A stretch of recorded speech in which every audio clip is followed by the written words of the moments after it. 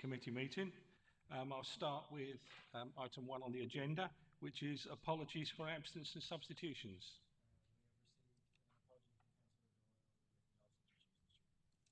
Thank you, Chairman. Oh, sorry, thank you. You're the chairman. Yeah, I know. Declarations of interest? Do we have any declarations of interest?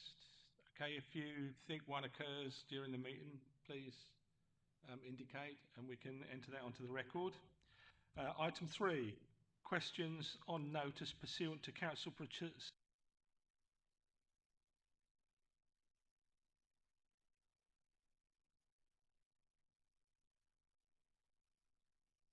items, and I'm going to take agenda item 6 next, which is the General Fund and HRA budget proposals 2024 25, and I should do this so that members who have come along for this meeting can leave once it's over, or if they wish to stay afterwards, they're more than welcome to. We're just getting them in. Thank you.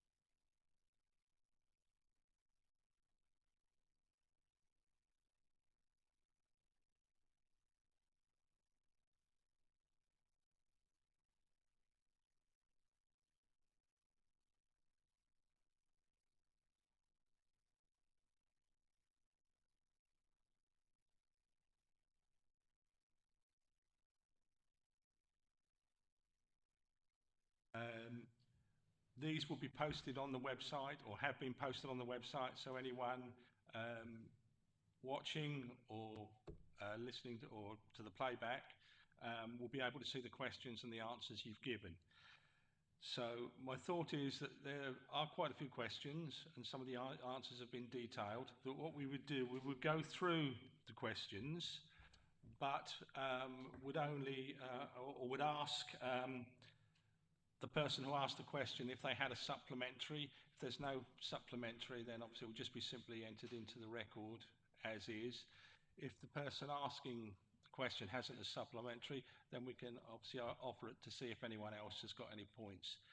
It's not our intention to revisit a question. So if, for example, once we've done question one, we won't return to that question as we move along the line, unless something comes up further along that seems to conflict with a previous answer or has led to us not understanding a previous answer, if that makes sense. So our intention is to move through the agenda as we go. I hope you're happy with that. Thank you. So we'll start. I think you've got copies of the questions and answers in front of you. I'd like to start with page one, which is the question was from myself to Councillor Baker, who's given quite a detailed answer there. I had a couple of questions or response to that. Firstly, when I read through, the first point was um, there's no mention of any um, joint ventures. I wondered if the cabinet members are looking at joint ventures for the future to increase our housing stock, for example, lease back or anything like that. That was one question. There was another question which I think is more technical. In it, the cabinet member talks about the fact that the budget doesn't meet the housing strategy. I think the housing strategy is actually written into the council's, or it was voted on by the council last year, and if I remember correctly, it was voted unanimously. So I'm surprised that we're moving away so quickly without that strategy being revisited.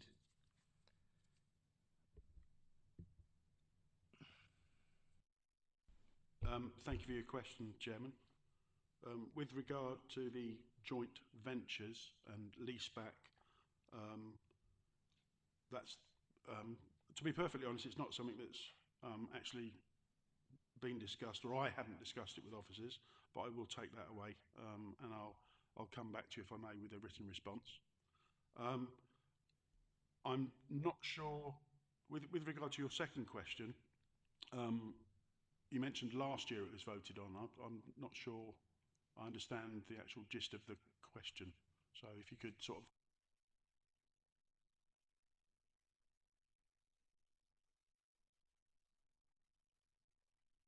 Light it up or not? Yeah.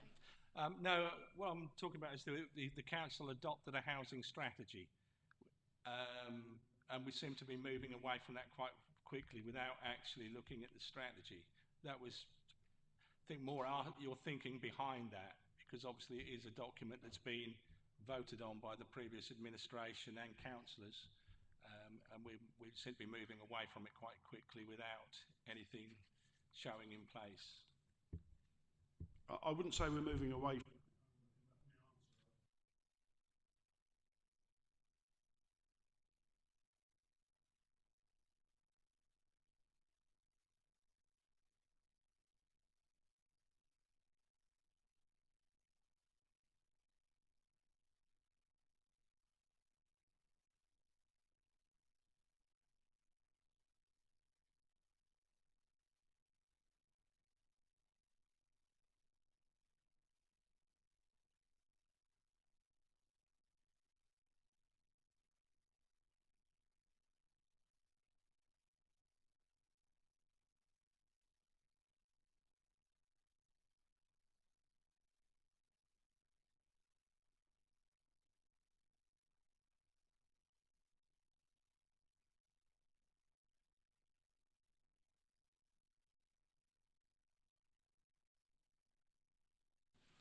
Yeah, thank you very much for your answer.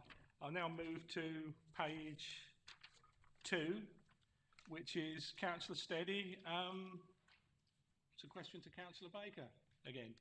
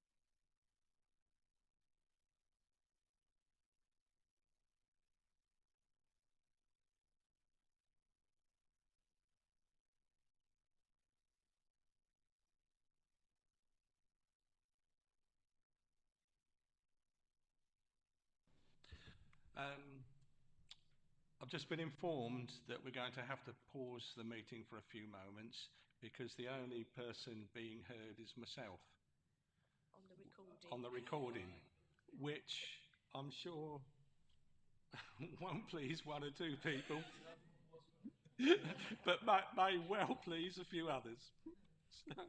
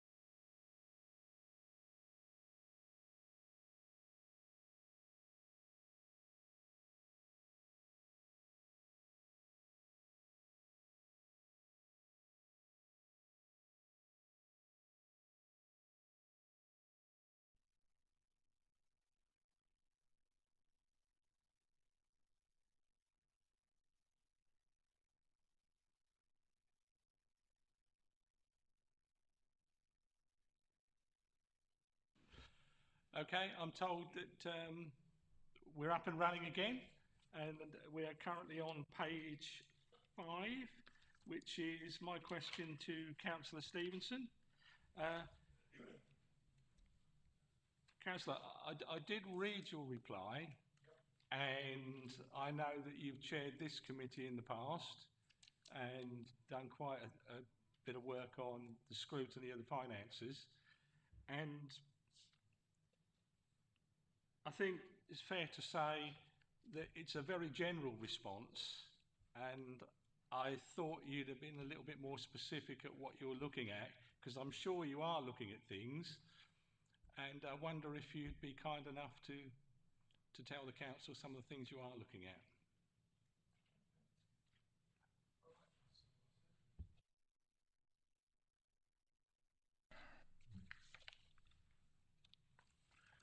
Thank you very much. So I think we need to talk about the financial position in general.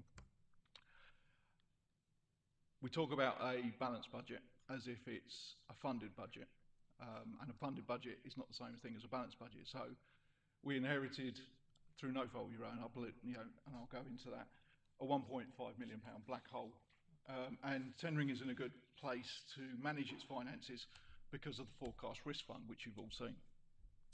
The forecast risk fund, however, will only suffice to a certain period if we do nothing. And so we will have to find savings and look at where we're going. So one of the things that we looked at was some of the biggest cost pressures on the business. I think we identified 3 straight from the off: leisure centres, care line, and the homelessness costs. They were quite large numbers. There's other little bits, but I could make this meeting 3 hours long just talking to you about all the details. So I'll go for the high level ticket items. So with Careline, I think it's in the papers, but we've, possibly might be the other scrutiny, we've done that. We've got a review underway at the moment to look at the costs of that and to see how we can make savings. That's looking quite favourable. With the homelessness costs, we've pushed certain projects like Spendles to reduce the overall costs to the pressure costs to the council. Spendles should be up and running in April. We're hoping to see, obviously that won't be straight away, but we want to see those cost savings realised and brought into the business. And the leisure centres, we're looking at various different projects there. Some of them are a bit too sensitive for this meeting, but they involve reducing the energy consumption and our water bills, things like that. And also, some of the work's already been done. We've got the pool covers and bits and pieces like that, LED lighting's going in. Councillor Barry and I were only down there this week going through what other measures could be done and what could be used. And it's not just about savings as well. I think I should point out that we focused a large amount on grants. So we've got £360,000 from the government to support our swimming pools, and that was just a pot the government used to help keep swimming pools open. Now, not every council got them because we had the right data, because we applied early enough, and because we had some great officers doing some great work. We got a very generous payout there. I think there's also we can't make a profit, but we need to try and cover the costs. So we've seen in the responses there's an increase in usage of our leisure centres, and that's realised a £400,000 extra income. Don't get me wrong, it's still subsidised. People will talk about closing leisure centres. Have we ruled it out? You can't rule anything out. But there's even, when you close a leisure centre, there's a cost to closing a leisure centre, and there's also a cost to keeping it closed. We still have to pay rates on closed buildings, security, things like that. So when you start looking at all of the larger picture things, those are the three areas that I focused on. In particular, generating better profits around certain key areas so that they are self-funding and sustainable. I don't like the idea of cuts, and especially salami slicing. I think that doesn't work well for us. But if you look in the appendix, in Area B, you can see where we've actually made some proper savings, and it adds up to about, I think, 1.7 million. So, and they're realised, and they're going to hopefully show in there. But there are added cost pressures, So it's not as if it's a fixed point. It's continuously moving, which is why we run a live forecast at this council. And we have, £1 million cost pressure from staff wages last year. So some of that was caught by our forecast fund, but it's not completely funded as such, but it's a balanced budget. I hope that helps. No, thanks very much for that. It does give a little bit more. I knew you were thinking of something, and I just thought I would push the issue a little bit so you'd tell us a little bit more about what you were thinking. We're moving on to page 6, which is Councillor Stevenson again, and it's Councillor Cousins. Thank you, Chairman. You've just almost been answering what my supplementary would be, is that I've been around the council for long enough to remember the sort of triplicate budget subcommittees, the financial strategy subcommittee, etc., when we went through line by line. But one thing that's never really been answered, well, it has been answered, but we've never really done anything about it, is the not being able to make a surplus. And I mean, you've just talked about, the business. Well, there can't be many businesses that will survive, by not being able to make a surplus in its operations. And you made comment, we can't have a profit. I was actually thinking from the terms of should be making more use of all our assets within the council. And would you agree as leader that perhaps that we ought to look at scrutiny in a different way and budget scrutiny in a different way, and that we should actually be looking out with our scrutiny and actually maybe using it as a lobbying tool to join with other councils to lobby government on the very comment that you make, we can't make a profit? Because if we only made small surpluses on everything, it would give us a lot of flexibility in our budgets to survive the coming years. And I know we can't do anything about that this year, but would you think there is something we can do about joining with other councils to lobby on the it's a total nonsense that the government and governments of all colours are the same, that we're told to cut this, cut that, but we're never allowed to make a surplus which would actually help us to become viable. I don't think it comes as any surprise to anybody that you know, the government asks us to do something, then ties our hands and feet together and blindfolds us and says, get on with it, you know. So I share your sentiments, but legally we cannot make profits. You say, can we work with other councils and lobby government? There has to be an appetite amongst the 300 and something councils there is. I haven't seen any evidence of that appetite. There has been an appetite around homelessness pressures and costs associated with that, which we have joined in with various letters to government ministers and people like that. And I think there's a general attitude that, as I said before, whilst we can't make a profit, we can make things sustainable. So there are options. I'm very optimistic about the future for us. Whilst other councils are saying 114, I think, yes, it's a risk for councils in general across the country. The current 114s you've seen are more to do with, in my opinion, badly managed, and not just my opinion, other people, and it goes down to poor scrutiny, poor relationships, and bad decision making. So from a scrutiny point of view, it would not be my place to tell you what to do, but I do meet with both chairmen of the scrutiny, with the deputy leader of the council and the chief exec, and we do talk about what items are scrutiny.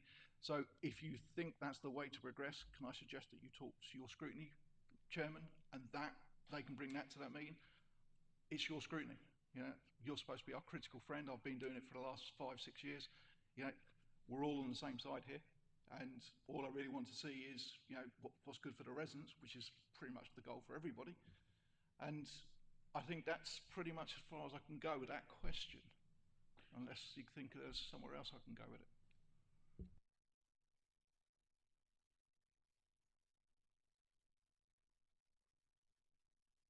For page 6, which is to Councillor Stephen from myself, to which I don't have a supplementary. So we'll move to page 7, which is Councillor Stevenson again, and a question from Councillor Griffiths. Thank you, Mr. Chairman. I'm happy with the report back that we're happy with the auditor's accounts. On the second question, which actually referred to budget forecasts, and the question I would like to ask the leader is that from a cabinet point of view, is there concern that the mechanism for reporting costs may leave cabinet members unsighted on both budgets and council initiatives due to fluctuating forecasts? Because as you remember at this meeting last year when we looked at it, there were additional costings popping up on council projects, and it seems that a year down the line we're still looking at shall we say, additional expenditure coming in. I don't think cabinet's members are short-sighted. Most of them meet with their relevant directors and officers almost on a weekly basis. I certainly meet with mine on a weekly basis. Are we short-sighted on it? Definitely not.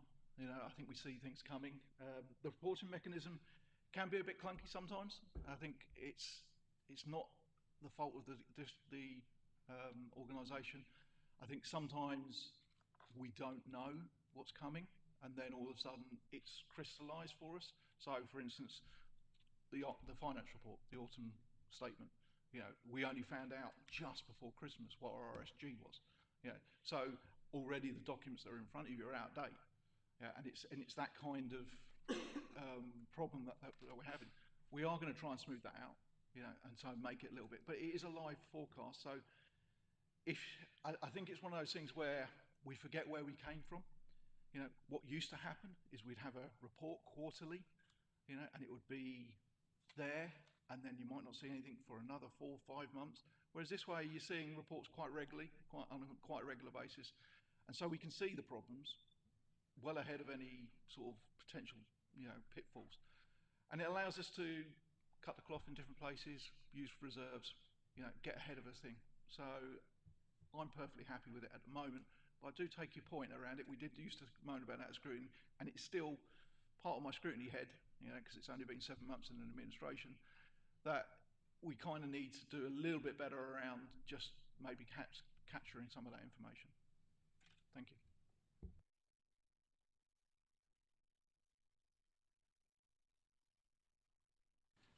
page 8, it's to Councillor Stevenson again, and it's from Councillor Steady. Thank you, Chair. I do understand your answer, but I just wondered, they're required to be for additional work. Couldn't we make those schemes a bit bigger to include some other initiatives what we're doing and make them more inclusive? Sorry, Chairman, through you. Could you be a little bit more uncryptic, shall we say?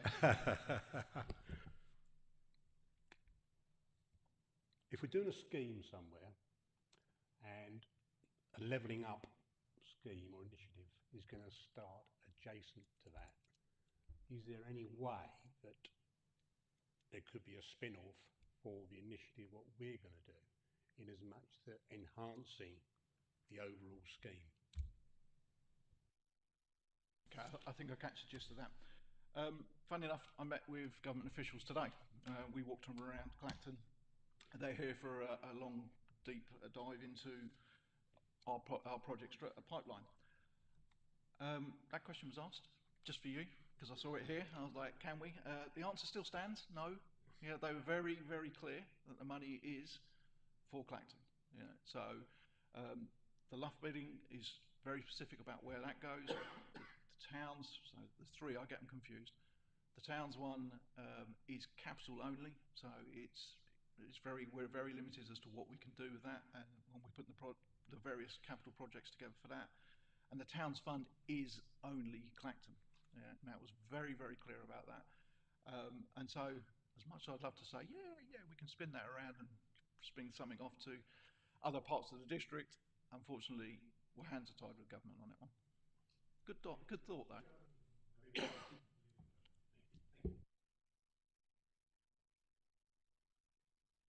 It's on page 9, top of page 9. It's Councillor Baker, and it's from Councillor Doyle, who's not with us this evening.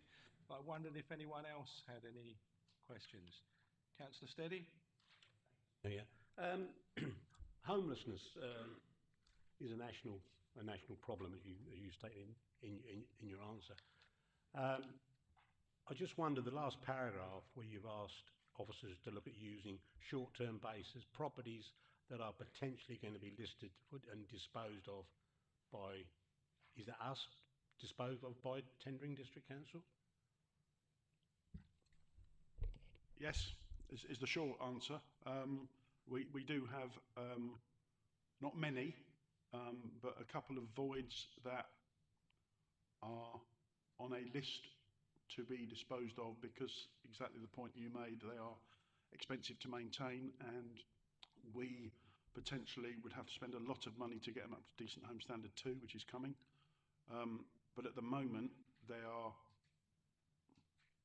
void, so they're not being occupied, but a couple of them are able to be used, and as far as I'm aware, one of them is being used. I'm not sure about the other one. Thank you. If I could on one more. This is something which I think I have mentioned before. I'm not quite sure if it was in committee. And I've mentioned the Marks and Sparks. There has been a scheme which has been floated up in Stoke-on-Trent about the problem with, as we're all aware, homelessness. If you've got homeless people, very difficult to get bank accounts for them. Very difficult to have a place where they can mail for like job interviews if they want to get back into the workforce. So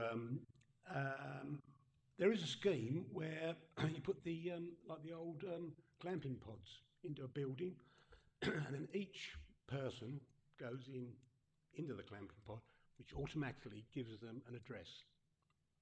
And that might be an option we could look at to give them a little bit of security. They could have an address if they want to go for an interview, rather than say, well, I'm homeless, then obviously and also from if they want to have a bank account, so they can have an address to set up a bank account. Would that be something which we would consider? And I thought primarily for the space would be the M&S building. I think I'd refer, with regard to that building, I think I'd refer you to my answer that it's still under lease, and this for a number of years. So, well, 3 years is in local government is a long time. Anything can happen tomorrow, can't it? So, with regard to the that building, I would say, like I say, it's under lease. With regard to not necessarily glamping pods, but homelessness pods, it is something I've discussed with officers when I was at a presentation from a very large very large social housing provider, and they had provided 10 up in York, something like that. So I asked officers to have a look at that. Unfortunately, they're not cheap. They were the ones that they presented were £100,000 each, so that's quite a lot of money that we wouldn't necessarily be able to find to do it. But it is something that I'd be quite willing to explore further, because I think if we can, obviously depending on cost, where, how, when, how long is it going to take, and things like that. But I can take that forward. Thank you.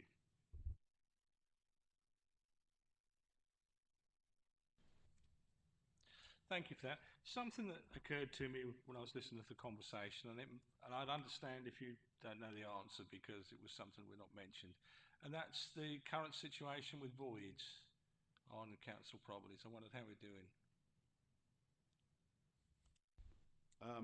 Currently, at the last information I had, we're at about 2%. I think, and don't hold me to this exact figure, but I think it was about 28, 29 properties, some of which were on the way back into the system, so had been dealt with but was still void at that time. Thanks very much for that. Where did we get to? Bottom of page 10, which is to Councillor Baker from myself. I've got no supplementary on that.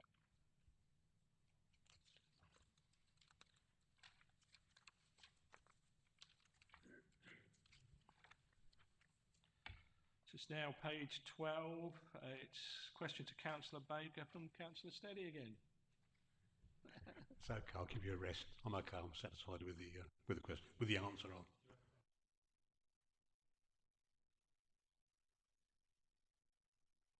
(13), and that's a question to Councillor Barry from myself. Again, I'm happy with that. I don't have a follow-up. So we're now page 14, which is a question to Councillor Barry from Councillor Steady. Yeah, thank you, Chair. I don't know whether I should declare an interest, as Councillor Barry and myself do serve on Brightsea Town Council together. So I'd just like to declare that. Yeah, I'm going to say I welcome the answers. I think that the question I would probably get, some of them are going to be quite hefty savings, and I'm just a bit concerned that maybe we don't get the story out there. So from a communications, on the water theme, I always say that we're islands surrounded by seas of confusion. So how are we going to get the good stories out there? Because it is a good story, and I think we should be flagging it up. Well, thank you for those comments and observations, Councillor Steady. And I think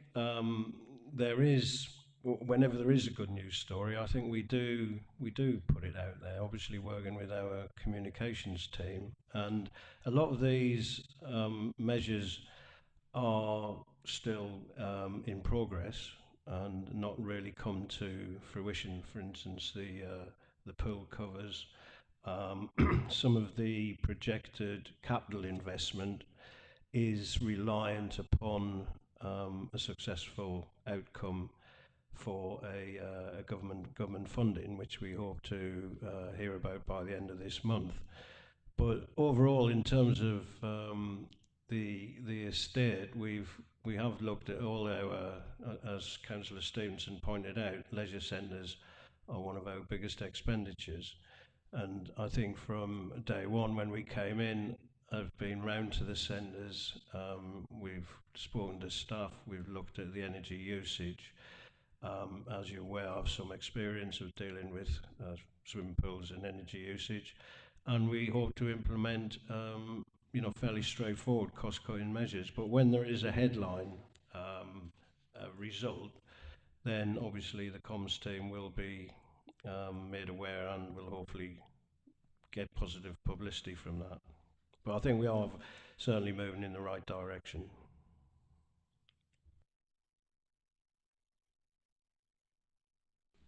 I felt your question, also led into me because I'm responsible for the comm strategy.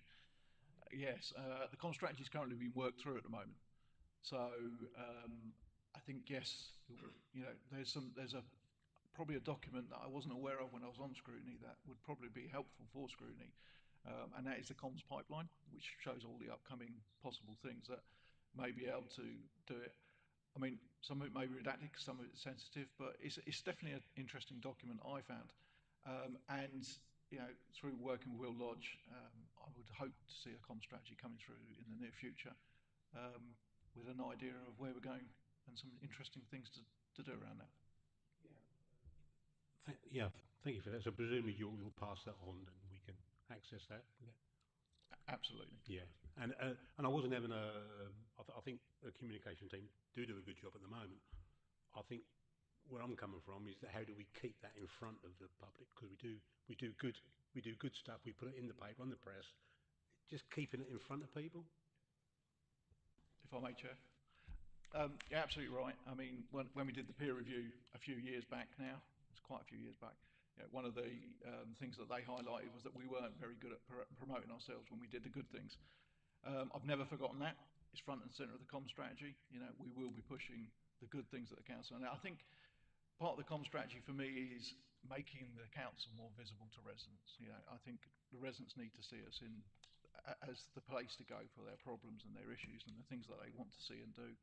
And also to highlight all the good work that we do, because we do a huge amount, and that's down to some fantastic officers, and I think we don't do enough about that, and so the comm strategy should hopefully bring that out.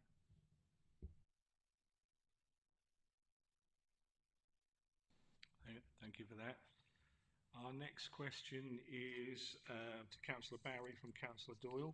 I wonder if does anyone have any supplementaries on that, as Councillor Doyle's not with us? Any questions they'd like to ask? No? Okay, that's fair enough. So we now go to page 16, which is Councillor Smith to Councillor Barry. I'm happy with the answer that's down. Thank you. Okay, thank you.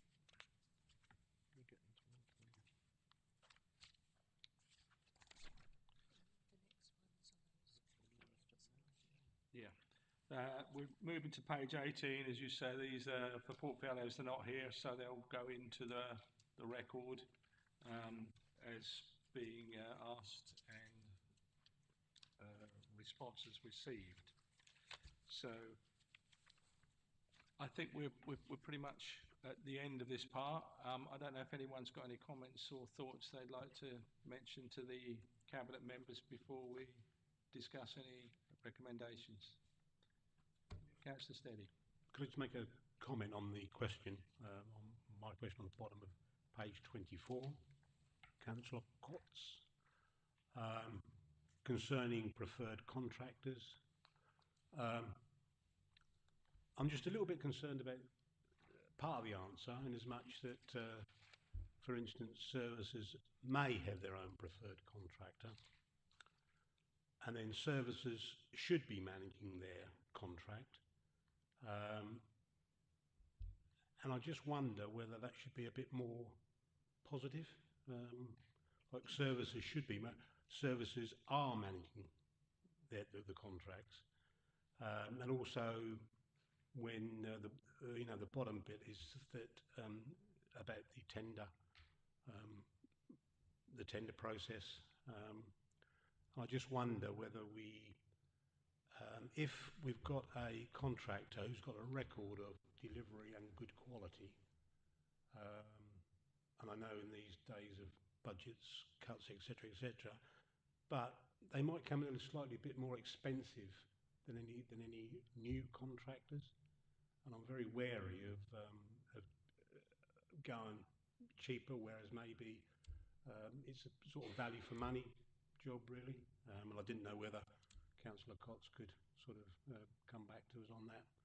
And just the phraseology of the question, or sorry, the answers which he has supplied.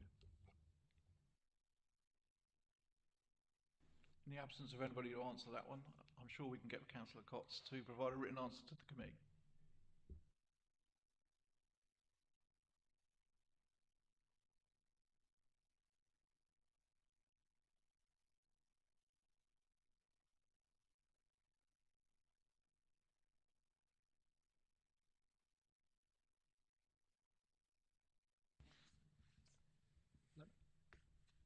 Please do.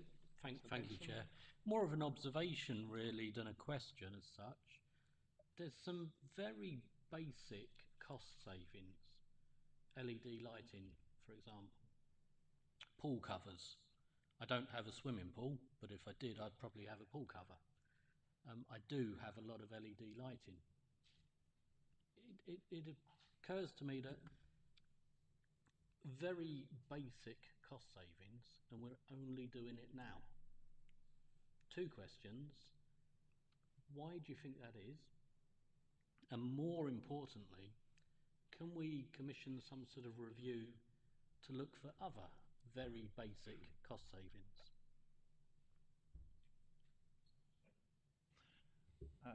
Thank you, Councillor Benson. Yeah, you're right. Councils move slowly. It's a massive frustration of mine. I don't know whether the previous cabinet used to have this administration, they used to have this same issue, but unfortunately there are a lot of hoops to jump through because of the governance around the way things are done. I think officers and members would just love to run this like a business, and often there's a frustration amongst this cabinet when we say let's just do that, and then we get told we have to do a consultation. It has to be on a forward plan. It has to be to go through procurement, and then we have to pick someone from procurement, and then they give us a delivery time, and all of a sudden you've just eaten 8 months, and it is exceptionally frustrating sometimes. But I don't think that's, we move things as fast as we possibly can. We've got a lot of the things that had possibly stalled, moving again, and we're now trying to deliver them. As for review, perhaps you should make that as one of your recommendations from today. So I don't think that's something for me to answer. I'm not even sure. We have done an APSI review around energy and cost efficient savings. There are other parts of the business that have looked at it, and every department every year gets asked the very question you've just asked, is where can we make more savings? I think there's an issue for me around salami slicing. We can just shave a bit here, shave a bit there, find a little bit of money here, find a little bit of money there. But ultimately, I'm not sure that allows us to have good quality services if you keep continually doing that year on year on year. So we will have to find better ways of savings, and yes, if you think a review might be one of the ways to go, I suggest you put it in the recommendations. Councillor Barry. Yeah, thank you, Councillor Benson. That's again a good question. But if I can refer you, I think back to the previous term of the council, we declared a climate emergency, I think, in 2019, and formulated a climate action plan, which was focused on council services and council provision, and did look across the board at all the measures that we could take. There were consultants, commissioned to provide that report, and I believe I've just been informed that that report is due for a renewal. I think it's run out, or it's served its term, so we should be having a new climate action plan, I believe, from this year, 2024 to 27. So I'm assuming that plan would assess the measures that have been taken or that were proposed a few years ago, and build on that and propose new measures because as we know that the technology is changing very quickly in this area, and hopefully we can capitalise on that. But it obviously will require some investment, and we have to get the balance right between costs and savings. So it is a live subject, and I think we will be taking it forward.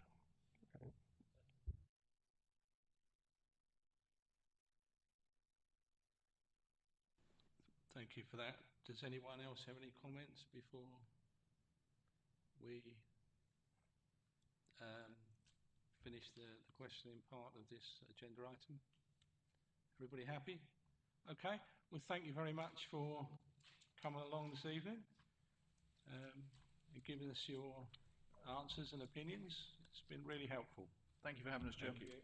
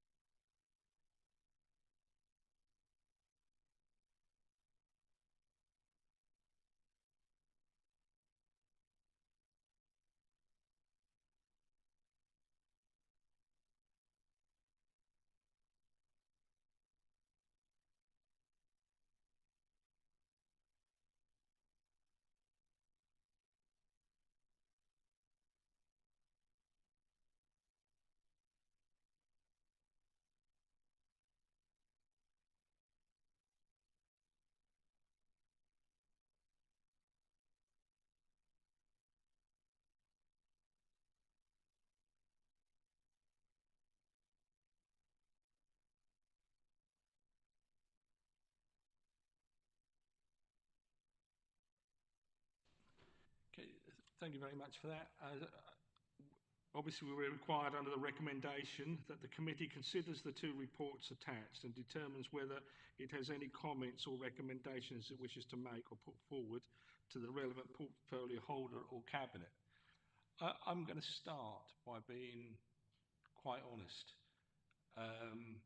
I'm a little bit concerned that when they're looking at savings, there's no real substance there, not that I can see. Um, they're 7 months into an administration and they're still hovering rather than coming forward saying, this is what we plan to do. We're not looked at everything, but we've looked at this or that, and this is where we're going to start to make those savings. It concerns me, we're 7 months in, it won't be long before we're a year in, and those savings aren't there. That's the first thing. The other comment or the thing that concerned me is looking at the housing strategy, which is adopted by the council, and I'd like to see this committee play some role in that, because what we're seeing is a budget come forward that doesn't tie in with the housing strategy that this council has formally adopted. It's okay saying, well, it doesn't fit, therefore we'll look at it at the end of the year. That bothers me. So they're my 2 points at this stage. I don't know what other members think. Graham? Just on the strategy, I did actually bring it up about how often is it going to be reviewed, because obviously 20 to 25, and then so are they going to do it? Is it going to be an ongoing review or an update? But I tend to take your point that we should be involved in that somewhere along the line, whether it's through a task and finish group. Yeah.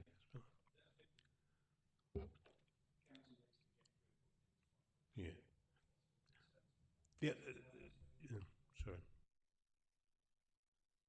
Still have major concerns on how robust our financial reporting and forecasting mechanisms are. Because this time last year, when we looked at budgets, we had increase in expenditure. A year down the line, we're looking at additional costs. Literally, I think it was 0.24 million in between the 10th of November and the 15th of December. So if you're looking at those sorts of increases, then maybe the way that we're actually forecasting ought to be reviewed. Because if on top of that you don't have sort of any substance to savings coming forward and your financial forecasting is fluctuating, that must give us concerns going forward on stability. Simply because Cabinet is getting a report, and within a month of Cabinet getting reports, there's additional costings coming in. Now, that doesn't give your leader or your Cabinet any opportunity to sort of put the checks and balances in if as soon as they're getting the report, it's in effect out of date. So that really, one needs to question whether or not there needs to be a slight adjustment on the actual model. So maybe we can capture some of this, because the concern is on this that if you're continually looking at additional costings over a month period, maybe that could be running you into problems. But as we've got Richard here, maybe.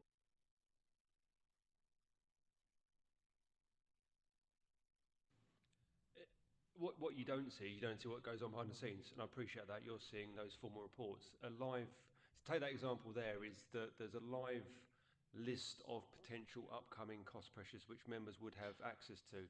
I think the thing is, what we do is we go through that monthly process, we go through a validation process.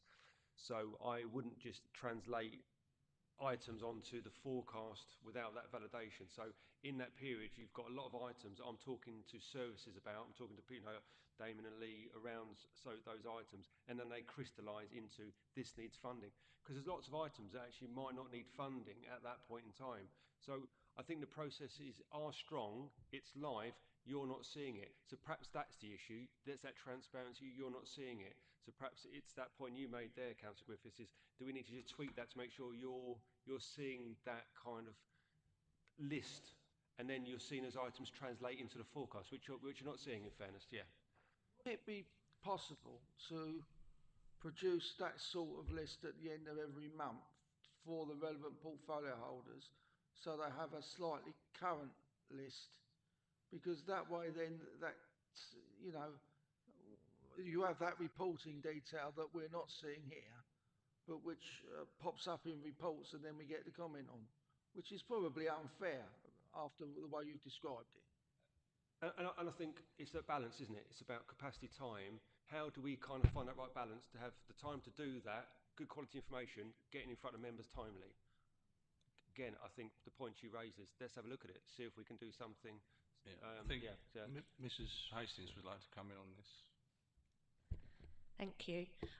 I think that it's fair to say, I'll just go back to one of the comments the leader made, which was that the portfolio holders meet their officers on a weekly basis, sometimes even more frequently than weekly.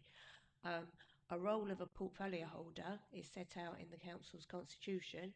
One of those responsibilities is to discuss with their relevant departments budgets, budget control, budget monitoring.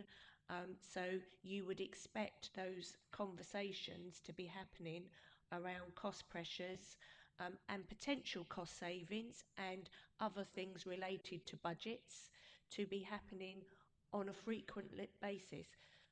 Um, the information that comes to Cabinet in a formal report and then on to overview and scrutiny, as Mr. Barrett has said, is what it goes into the public domain. But behind the scenes, officers work very, very closely with their Cabinet and Cabinet members on such matters. So there should be no surprises for the portfolio holder. They will know what's going on in their areas. And collectively, officers and members work together to find solutions. I accept that. I think the problem or the issue with it is that it doesn't show up in the reports. So whilst your officers and your portfolio holders might be having weekly stroke monthly meetings, when you're getting the reports, the information from those weekly or monthly meetings isn't showing up in the reports that we're getting. So, for example, you're showing up in the reports that we're getting that between the 10th of November and the 15th of December, the forecast shows a £1.24 million worth of additional cost increases. Now, I fully accept that between the 10th of November and the 15th of December, officers and portfolio holders were meeting and discussing, and probably Richard and his team were well aware that those cost increases were there. The issue is that when that translates to scrutiny committees or other agendas that we're not actually seeing that, what we're seeing is the £1.024 million worth of additional costs, because that's what's showing up in the report. So my suggestion is that in some way that we look to revise all our reporting mechanisms which reflect the actual condition, not the historical conditions, which then might give us a true, more of a true financial reflection of what's actually going on at the time of the meetings, rather than reading reports that which, you know, we can see from Richard's explanation are probably already out of date by the time we get them. Would you like to comment at all? Forecasting's always live. I mean, the report that we got in December would have changed sort of straight away. I think, I mean, again, at the end of the day, it's your recommendations back to Cabinet, isn't it? I mean, hopefully my explanation was helpful in terms of what goes on behind the scenes, because you say it was not a surprise, it was always there, it just translates into what makes the forecast. What you're not seeing is not what's not made forecast. It's still there as a risk, because something could crystallise in 2 months' time, 3 months' time that we are aware of, but we take the position is it doesn't need funding yet, but it might need funding in 6 months, 9 months. So as a recommendation back to Cabinet, in terms of, you know, in light of what we've just discussed, you know, we can have a look at whatever your views are on that, and if there's any opportunities to, you know, look at things in a you know, how can we get stuff to members in a timely way. Mrs. Hastings would just like to come in on that one. Is that okay, Graham? So Mrs. Hastings will respond, then over to you. From the discussion that we've just had, you know, a possible recommendation, picking up also as well previous comments with regards to the review of cost savings across the council. You know, a recommendation could be something along the lines that you would recommend that Cabinet and portfolio holders review cost savings and cost pressures across their council services, and to set out how they are managing the process. You know, that would be a recommendation from this committee back to Cabinet, and then Cabinet could tell you how are they managing it. So that could be a suggestion for you. Also, as well, you could have a recommendation picking up on the earlier debate, whether to have something along the lines of that you would recommend that Cabinet consult this committee on the reviewed and revised housing strategy produced by Cabinet when they do that piece of work. And then Councillor Underwood, I don't know if you wanted to, you was talking about a savings plan, wasn't you? Yeah, well, we've got 1 or 2 points down, and I'll ask Lisa to go through them. And I know Graham wanted to say a few words, but then I'll ask Lisa, during the meeting I've asked her to capture some of the things we've discussed. If we ask her to go through those, and then obviously back to see if anyone else agrees, disagrees, or would like to add anything to that. Graham? Thanks, Bill. Yeah, I'm very wary though, because obviously Richard and his team are beavering away and doing everything, and then obviously the portfolio holders are doing, and they're keeping an eye on it in regular meetings. I just worry about the time aspect. You know, are we not timed restrained? Because, you know, is there not some way that we could? One of the things I've always said: how early do portfolio holders get involved with the nitty gritty? Now, by what we're saying, they do, don't they? We know they're saying they've got a weekly or 2 weekly meetings with their officers, but I didn't know whether there's some way we could have a portfolio briefing system, and that might cover with what Chris was saying, where they could make a bit more of an informal just an update rather than, because obviously you'll need, if it's going to be formal, then we need to go through the whole process, don't we? But I just wonder whether, and it gives us it would give the portfolio holders the option to say, look, my portfolio is performing, is performing very, very well, and they should be looking at that to be able to put that forward. One of the things we need to push on, Graham, and we spoke about at the beginning, is asking each portfolio holder to come along.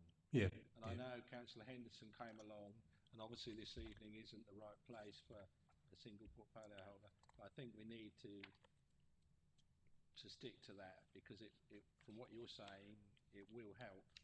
So we know what they're thinking, and they'll obviously have their support officer with them, and that will help in a more casual way. Yeah, yeah. It could be a bit of a discussion Yeah, rather than a formal debate, so we can understand what's going on. Yeah. Now, what I've done, as I say, I've asked Mrs. Hastings to capture some of the points so far, and let's see if you agree with them. As I say, just capture my point. As I say, we're here as a critical friend. We're here to help and try and put advice into the management of the council. So are you happy to read out what we have so far? So I'm going to say initially that I think there were three main areas. So there was the review and a potential revised housing strategy. I think that was one main area that came out. Then the longer term savings plan to ensure the sustainable budget longer term. And then I think the third item was a bit more specific, was actually to review those cost savings and cost pressures across council services and how are Cabinet managing the process. You might find that those last two actually merge into one, but I think it might be best to keep them separate at the moment, because I don't know what Richard feels, but the longer term savings plan I think is different to how they're managing individual cost pressures and savings. Do you think so? Do you think it's two separate ones? Yeah. So if you're happy with those three areas, yep. I'm not sure if this is a sort of addendum to one of those areas or a separate area, but the phrase preferred service provider has cropped up a couple of times this evening, and it's something you do hear around the council. It's a troubling phrase in various ways, and I wonder if we could recommend some sort of review of preferred service providers. I'm smiling, Councillor, because I 100% agree with you. So, yeah, if so, something along the lines of you would recommend a review of preferred contractors or suppliers. Yeah, I'd say service providers or contractors, because not all service providers are contractors, I guess. Yeah. But we all use our preferred service providers every week when we go shopping. We're all guilty of it, but sometimes just having a little look round to make sure you're in the right place, purchasing the right commodity in the right way, is a useful exercise. We do have procurement procedure rules which quite clearly set out what the process is for the different values. So you would hope the organisation was working to those. But yeah, if we could do some type of review. Obviously, these recommendations go back to Cabinet for then Cabinet to decide what to do. Okay. Does anyone else have any comments, thoughts? Are we happy with the recommendations, Mark? Doesn't want to work. Right. Well, I was happy with the recommendations, but I just wanted a quick question of Richard. I mean, when a cost pressure comes up and we don't decide to finance it, does that then go on some kind of risk chart as well, so that we can see it's a potential cost pressure? Do we rate that to say the likelihood of that cost pressure happening, and how that impacts on the budget? Because I mean, these frameworks exist, and I would have thought that's almost what we're partly asking is, have we looked at something, we've not financed it now, but it could sit there as, you know, quite likely to happen and might be a cost pressure in the future. I don't want to give the impression it's a sophisticated system, but it's all those issues you just raised. Those conversations will be had. So I would ask services to always make me informed. And sometimes I regret asking that question because I get deluged with loads of items. But it's basically we have that, and then we just go through that and have that conversation. You know, we haven't used we haven't formalised it. If I'm being honest, we haven't put like a traffic light system by it and said this is the risk. What we're saying is, does it make the cut? Has it reached a high enough point that it has to be funded? So it's a bit of a black and white decision rather than it being a ranked decision.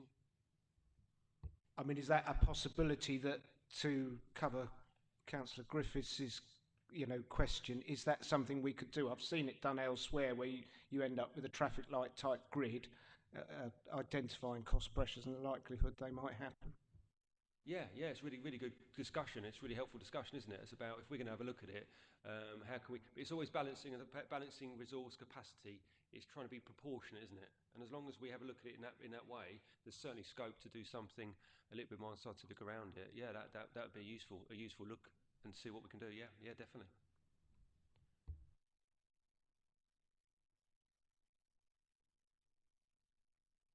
Yeah. If you're happy at this point, we'll ask Mrs. Hastings to summarise the recommendations that we've got so far.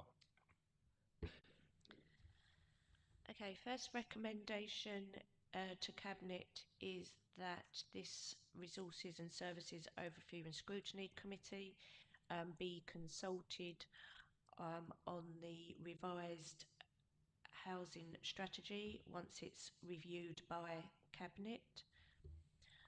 The second one is to recommend to Cabinet that a report is brought to this committee within 3 months into 24-25 on the savings plan to ensure sustainable budget longer term. Does that work? Third one is to request or recommend, that Cabinet and portfolio holders review cost savings and cost pressures across their council service areas and to confirm how they are managing the process. And finally, recommend that Cabinet undertake a review of preferred service providers and contractors being used to ensure compliance with the Council's procurement procedure rules. That's the 4 I've got. Graham, you look worried.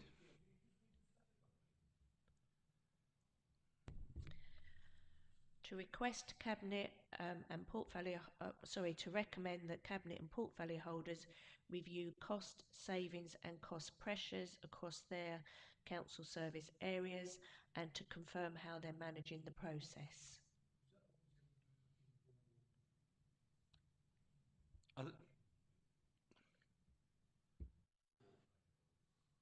I think the informal discussion is more the direction they're going, their thoughts on the future, because it's a completely new administration, which obviously, if it had a continuing of a previous administration, you'd know the direction they were going in from the past history.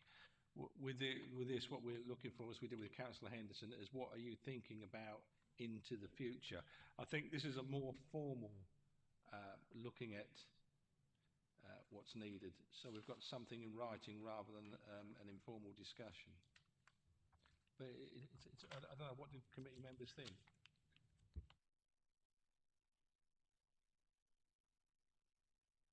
I don't think you can have an informal. I mean, what we're looking at is a reporting mechanism on budgets. This can't be done on an informal mechanism. What we're saying is that there is a delay between the reporting that's showing up in reports and the reporting that's going on with officers and portfolio holders. So perhaps looking at Councillor Cousins' idea of a traffic light system where things, if you have an additional cost pressure, it's flagged up. It gives us an indication of the direction of financial travel and cost pressures involved.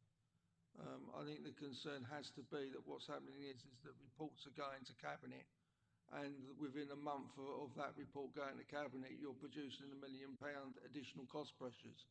So purely from a budgetary point of view, there needs to be some way in which you have an up-to-date forecast. So when we're sitting at meetings like this, we're seeing the current actual state of the financial pressures rather than a historical one. And that needs a tweaking of the mechanism, because we've heard from Richard that meetings are going on.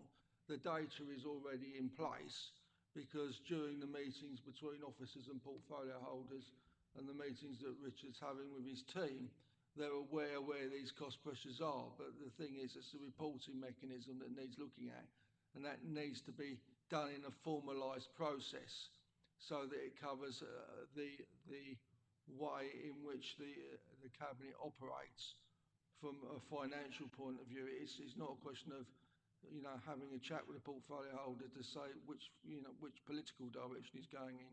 This is really more on the governance side, so that does need sort of a slight formal tweaking. And we know the data's there. We know that the financial reporting mechanisms are there. Everything is actually in place, but what it is, we're just not actually seeing the reporting mechanisms. So really, it's a technical tweak of the reporting mechanisms. If we ask them to consider adding a traffic light process, Yeah. so what that will give us, that means when a portfolio owner comes along, it's more or less where he's thinking things are going in the future, what his thoughts are for his particular portfolio, as opposed to the more formal, which is the hard facts. It's the numbers that reflect that. Yeah, I don't have a problem with that, Mark. Well, I was going to totally agree with Chris, because I think the other thing we've got, I mean, other councils have fallen down big black holes, and I think we've got a collective responsibility, and I wouldn't want to be in a position where we weren't aware of a cost pressure that might be there, more likely to happen, that we weren't aware of, that the Cabinet member may be aware of, but then as a council we fall down the big black hole and people say, why didn't you ask the question? Well, if you don't know something's being pushed forward as a cost pressure, then we can't actually scrutinise that or raise that as an issue. So I think we need to know where the black holes are, or the potential black holes, even if they're being dealt with at that moment in time. We need to be aware of what might come. That makes sense. Did you want to add anything, Richard? You caught my eye. I think there's always got to be a formality to the process in terms of developing a budget, which is fine. But again, you can't necessarily control Cabinet's response to what you're recommending. But what you have got is you've got your quarterly meetings as well, and actually something around that process as well during the year. So it's not an annual process. It's actually what we can bring back to you during the year as well, in terms of your own work, in terms of requests from what you want to see as well. As the leader said, it's all we're on the same side. It's got to be generally well-informed members is how a good council works, isn't it? And we just got to find a way to kind of cross and dot stuff to make sure we're getting stuff timely. You're seeing what almost is not in the budget. It's equally as important as what's made it into the budget. So I think between Cabinet's recommendations plus your quarterly meetings, we can I'm sure find a good balance in terms of what information you get to make sure that you're fully sighted on the financial position of the council on an ongoing basis. Thanks for that, Mrs. Hastings.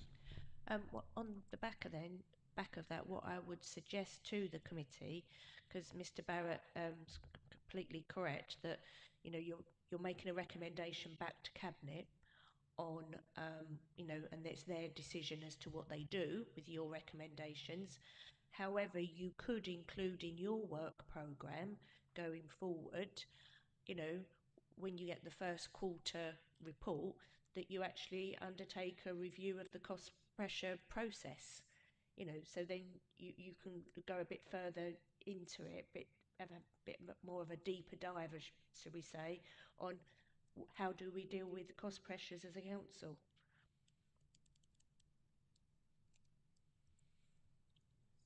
Does anyone have any comments? I mean, are we happy with the recommendations that we have so far? Okay, we're happy with those then. Do you want to move them? Yes, I shall move them. Do I have a seconder? Councillor Griffiths to second. Are we happy with the recommendations? Okay, thank you very much. Thank you both for your time this evening. If you'd like to stay longer, you're more than welcome.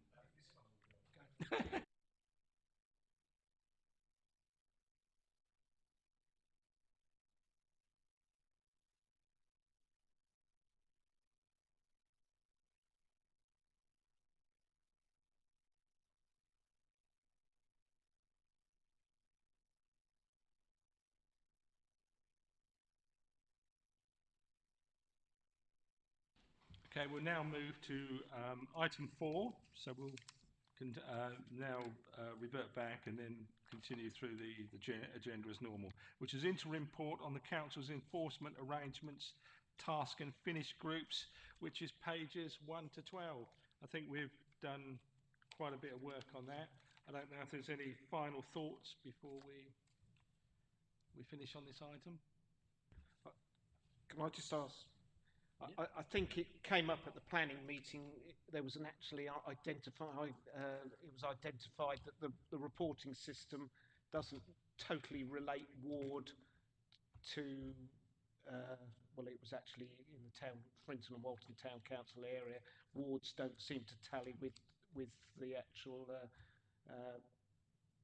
divisions of the area. So that was something that isn't working totally, but I hadn't noticed it, but it wasn't really noticed until the planning committee. Thank you, Chairman. Thank you, Councillor. So yes, that was an issue that came up at Planning Committee about the quarterly report of where we are in enforcement position, and how part of it said it was reporting it on a ward-by-ward basis when in fact it was a bit of a mixture of wards and parishes. That issue has been rectified for the next report going forward.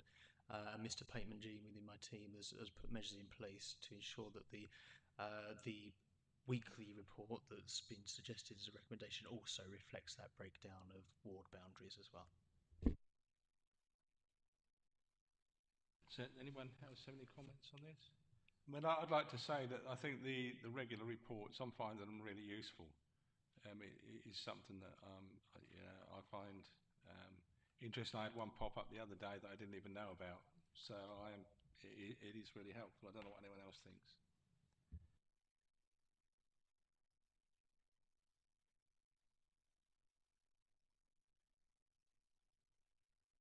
Okay, with that, I'm planning to move the recommendations on page 7 as written. Do I have a seconder? Yeah, Mark? Yes, Councillor Cousins is happy to second that. Oh, and 8. Page 7 and 8.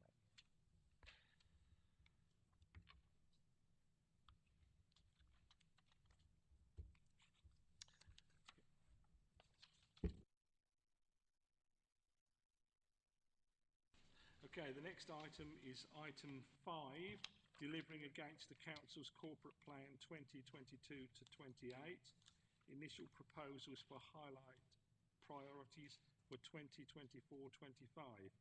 I think one of the things I'd like to refer or remind you back to is our previous, when we looked at item 6, I think we've touched on there, but I wonder, does anyone else have any comments on this item?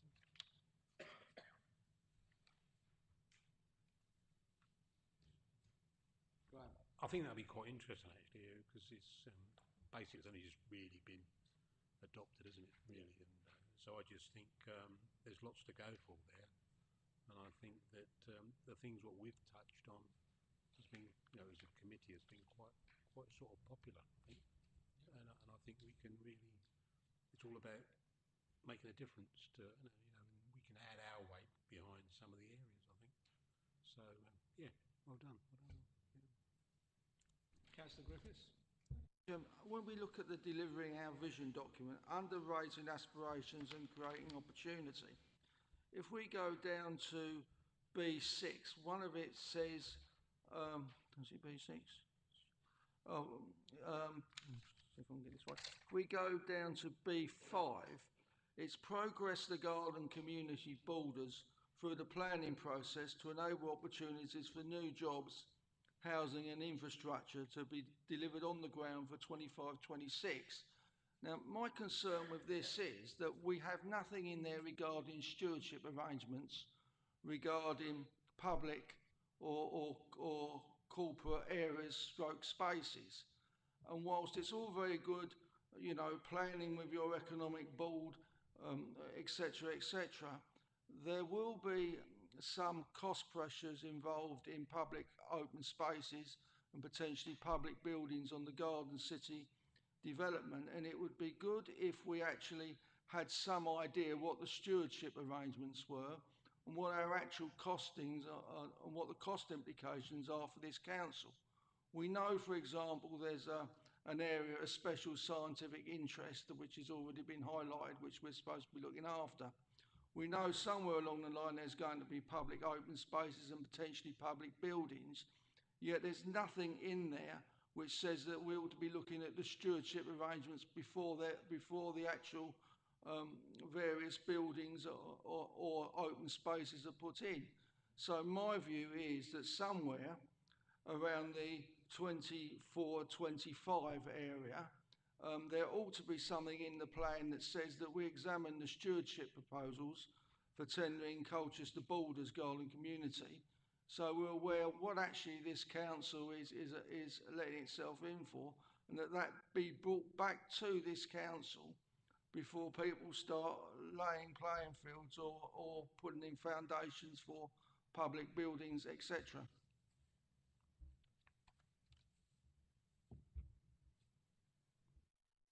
Okay, thank you for that comment. As Ms. Sosis made a note for me on that. Do we have any other comments before we look at a recommendation, Graham? I just, I take on board what Chris is saying, but is it not a chicken and egg situation? Will it not evolve over a matter of time? And maybe we've got to be the, well, we are the scrutiny, so we will be able to check and do checks and balances as we go along. Mr. Chairman, it is evolving over time. The issue is that if you haven't got your stewardship arrangements in place before the various structures are built, then you could potentially be looking at quite a hefty bill, which could have impacts on this council probably for years and in some cases decades. So what's important is before the actual structures are put in, before the parks and the open spaces are actually planted and laid down, we're aware who's paying for it and how much we're paying for it and how long we're paying for it. And this isn't something that you do after the building starts. This is something you do before the building starts at a stage when nothing is there, so you know what your costings are before it goes in. Thank you, Councillor Grievous. Wonder if Mr. Guyver would like to respond to that as planning. Thank you, Chairman. Thank you, councillors. Good questions, and you're right to be asking them. With the garden community stewardship and long-term community involvement and governance in that development is one of the key garden city principles that underpins that development, and it's a requirement of the local plan that stewardship arrangements are in place to guide that development.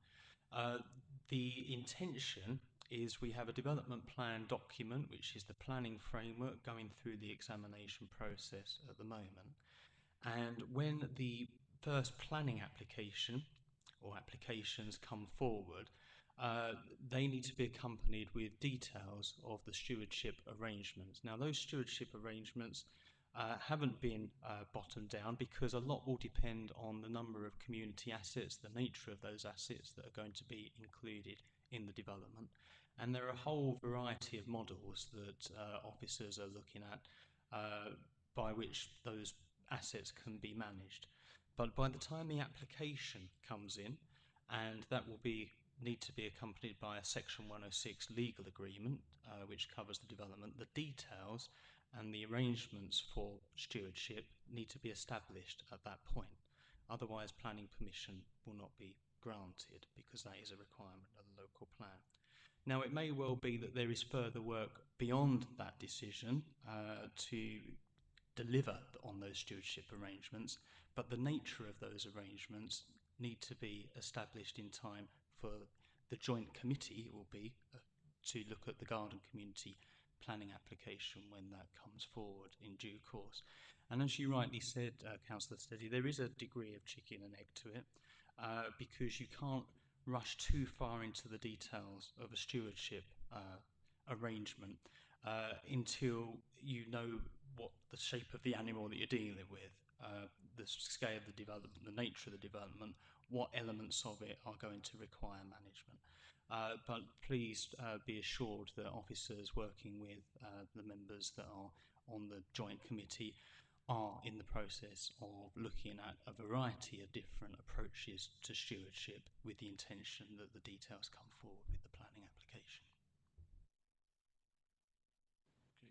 Okay, thank you for that. Does anyone else have any comments? One of the things I was just...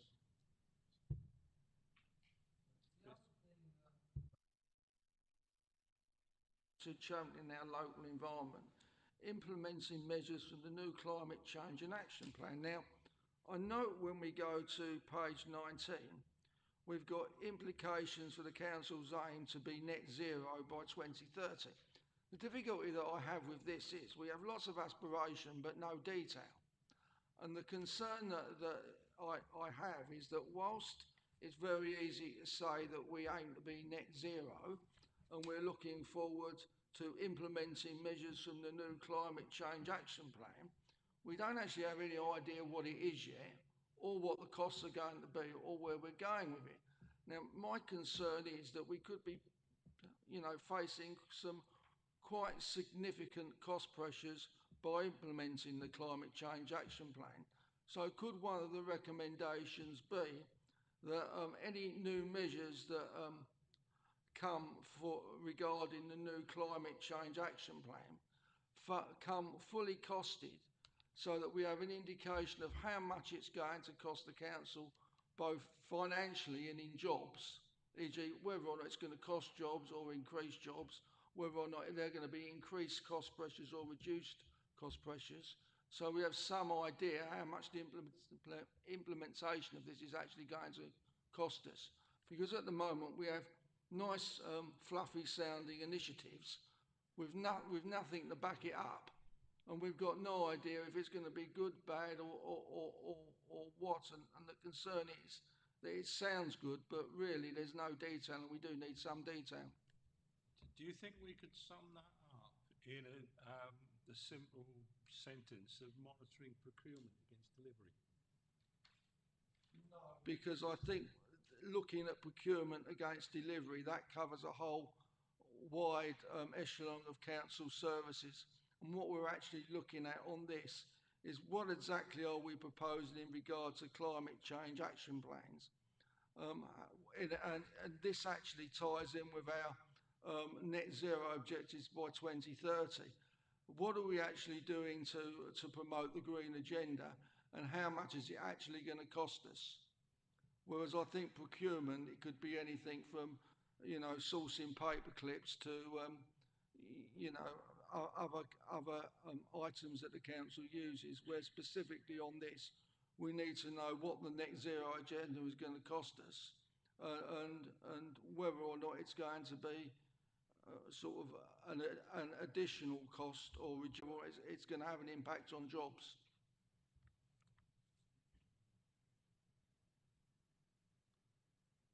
Mrs. Hastings was just pointing out to me the old action plan, it wasn't costed.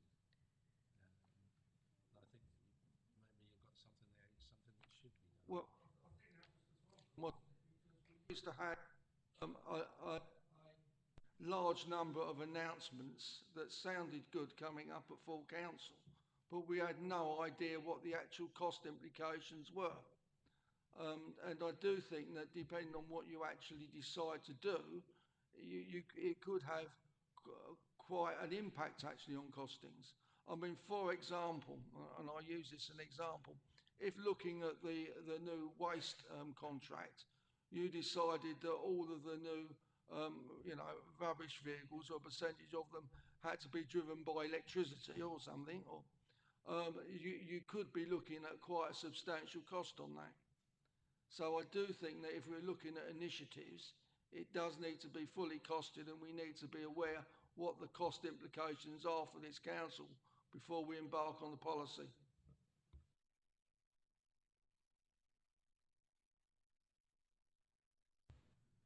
Mrs. Hastings, you'd like to comment? Chairman, if I may, if you would like a recommendation, Councillor Griffiths, you could make the suggestion that in relation to any proposals with regards to a new climate change action plan, the committee would suggest that it is fully costed and resourced, or plans to how it should be fully costed and resourced are set out, and how it is to be funded as well, because it might cost £1 million. Well, are we going to pay that million? You know, so I would suggest something around being fully costed and resourced and how to be funded. You happy with that? Thank you. Else have any comments? So, where are we on these, the points we've raised so far? Does the committee want to just reflect the discussion on stewardship arrangements? What you're doing is you're recommending back to Cabinet your views on the priorities as set out. I know Mr. Guyver gave you a really good explanation about the stewardship arrangements, but I think Councillor Griffiths was highlighting that stewardship wasn't mentioned in here, so you could say that you're surprised that, or you would like to see something around stewardship mentioned, because it's still a priority to achieve it, isn't it, within the period. You've got something which I've just read out regarding the climate action plan being costed and resourced and funded, and then Councillor Honeywood, you mentioned about monitoring, and you said procurement, but maybe performance against delivery of the, obviously you're going to expect Cabinet to be monitoring performance against delivery against this ambitious set of priorities. That makes sense to me. Does anyone else have any comments? Are we happy with those? We need to propose? You need to propose I a will second. propose. Do I have a seconder? Councillor Griffiths? Are we happy with that? Okay, that was item